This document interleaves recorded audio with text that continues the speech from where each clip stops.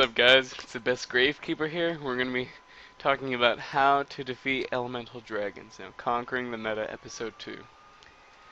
So, E-dragons are a pain in the ass to deal with. Draco sack 2 tokens, how am I going to get over that? It's such a pain in the ass. Big Eye, take your Big Eye. This is basically how a mirror match goes. Big Eye, take your Big Eye, take my Big Eye, take your Big Eye. Seriously, it's annoying. So here we have outs. I'm going to begin with talking about unspecific cards. So cards that pretty much deal damage to the deck. And then going to specific cards that can hurt these two cards right here. Draco Sack and Big Eye. And also Light and Darkness Dragon. Now too bad I can't put that in the extra deck. Whatever. So it's kind of like the immune system. Let's not get too deep into that. So let's talk about Deck Lockdown. Now, using this card with Macro Cosmos. Now, the reason I didn't put Macro Cosmos in here, because it's not a good card against E-Dragons. They'll still get all their searches from, all the banished cards.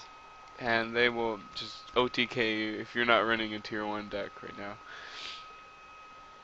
So, basically, they like to banish their cards a lot, and they get the effects from those dragons where they can add cards to their hand, and this says no to them. So it slows down the deck a bit, but I'd say you need other cards too to really hurt the deck. Now, I'd main deck this because it really hurts Prophecy. I mean, what are they gonna do? They can't do anything pretty much. So let's go to Mind Drain. Mind Drain is a card that if you get off your first turn, you win, pretty much. A lot of E-Dragon players aren't maining MSTs at all, and a lot aren't running Heavy Storm, so they're not going to be able to get rid of this card. Now, unlike Deck Lockdown, I'd put this card probably in the side deck. No, never mind. I take that back. If you're going to a regional, you're going to be playing a lot of dragons, you're going to be playing a lot of Prophecy, and occasionally a Mermail player. And this hurts Mermails too. No Bistias, no Megalo, no Lead. So you can, I'd say main deck 2 of these. 3 deck Lockdowns because they're very transient, but Mind Drains are continuous spells, so I would put 2 in there. Now, let's talk about Compulse. Compulse, very, very, very versatile card in this format right now. They make Draco Sack, Big Eye, any Exceed pretty much. You can just Compulse it, and they go -1. Or -2, actually. But, E-Dragons can easily make their Xyz back, so I'd say it's not that -1. But you can wait till the end phase, to send back that Draco Sack or Big Eye, and essentially they'll miss the battle phase. So that's good. However, the fact that you can still make it back, and the fact that it doesn't really hurt Prophecy that much because High Priestess can pretty much just special summon herself again by revealing 3 spellbooks. I'd main deck this at 2. Now, if you really, let's go into specific cards here. So it's kind of like the T cells. Let's talk about Spiritual Wind Art. And I found this card. I was digging through my just my random cards, and I was like, tribute a wind monster. I'm thinking, holy shit, Draco Sack. And you tribute 1 wind monster and select 1 card your opponent controls, and you place that card on the bottom of the deck. Obviously, it's a Compulse. It's a double Compulse. No, I'm sorry, it's not a double Compulse.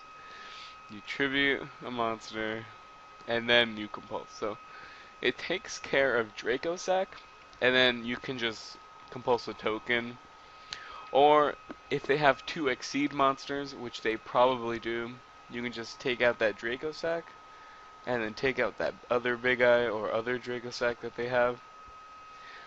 So this card is very nice if you want another Compulse. And personally, I'd put this in the side deck because it's very specific. I mean, if you're playing High Priestess, this card's pretty much dead. So let's go on to Reptilian Vasky. Another add to Dracosack. It's great. Tribute 2 face-up monsters with 0 attack from anywhere on the field. That's the 2 tokens from Dracosack. And special summon it. Once per turn, you can destroy 1 face-up monster your opponent controls. That's Dracosack. He's naked because you tributed the 2 tokens. And then you just attack 26. That's a lot. Considering if you're a mirror match, you can OTK them right there maybe. High Priestess, you know.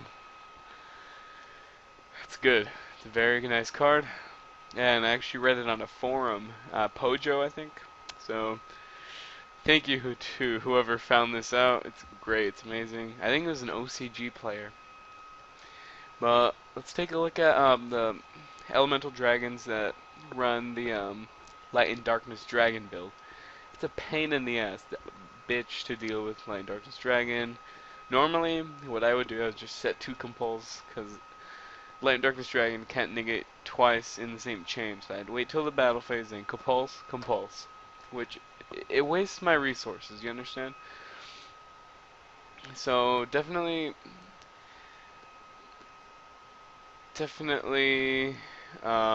Reptilian Vasky in the side deck. I put it at 2. If you're mirror matching, definitely at 2. Now, Spiritual Light Art. This takes care of Light and Darkness Dragon. It's very simple. So, I was thinking, right? Spiritual Light Art, tribute 1 light monster, right? Okay, it's Light and Darkness Dragon. I was thinking, wouldn't Light and Darkness Dragon negate the effect? And I decided to do a little research, and no, it doesn't. Because Light and Darkness Dragon does not negate activations. So, cards require you to do something for it to resolve. For example, in this card, you activate it, you have to tribute 1 light monster. There's no way that can be negated. So you would tribute the Light and Darkness Dragon to activate this card. Now, when you resolve, you can special summon a banished monster, any. So even if you don't have any, if you're playing against E-Dragons, you know they're going to have banished dragons. You can summon maybe a blaster, and it's 2800 beater. And that's very nice. And if they have a Dracosack, you can go Reptilian Vasky on that sucker. Or you can make a big eye, take their Dracosack. There's a lot of plays you can do here. So that's basically what I researched was I saw how Kuriboh, when you activate it, you have to discard it in order for the activation to occur. And then Light and Darkness Dragon would negate that effect. But however, the activation still goes through. So same with this card. You have to tribute it, that cannot be negated.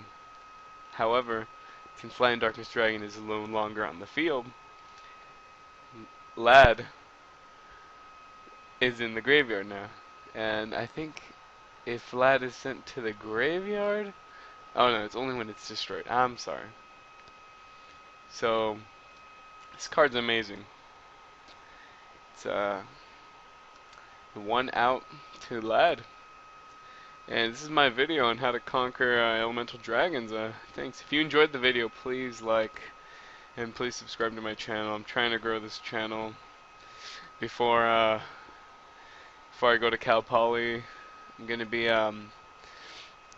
there at summer, living in the dorms, and I'm not gonna be doing videos more often. It's only gonna be once a week. So please, thanks for watching, and I'll see you later. Gravekeeper out.